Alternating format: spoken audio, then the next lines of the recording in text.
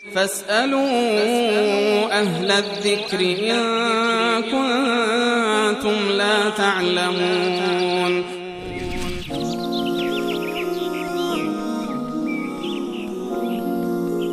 آقا بهنام از ارومیه پرسیدن که 10 روز اول و دوم و سوم رمضان رو جدا جدا چه مینامند؟ لطفاً پاسخ بدهید. ماه مبارک رمضان کلاً ماه رحمت هست که درهای رحمت الله متعال در واقع باز می شوند و درهای عذاب جهنم در واقع بسته می شوند. اما این که هر یکی از این 10 روز رو، دهه اول و دهه وسط و دهه آخر رو یک نام مشخصی بنامیم، مانند دهه رحمت، دهه مغفرت و دهه نجات یا خلاص شدن، رهایی یافتن از آتش جهنم، این برمیگرده به یک روایتی که این روایت مشکل داره. این روایت در صحیح ابن خزیمه اومده و همچنین در سنن بهقی مطلب اومده، منتها این روایت ضعیفی هست. نمیتوانیم که به این روایت مستند بکنیم. تمام ماه مبارک رمضان قطعا ماه رحمت و ماه مغفرت و ماه نجات و خلاصی از آتش جهنم هست. اما این که ایام را، دهه را نامگذاری بکنیم، دهه رحمت، دهه مغفرت، دهه نجات و رهایی از آتش جهنم، این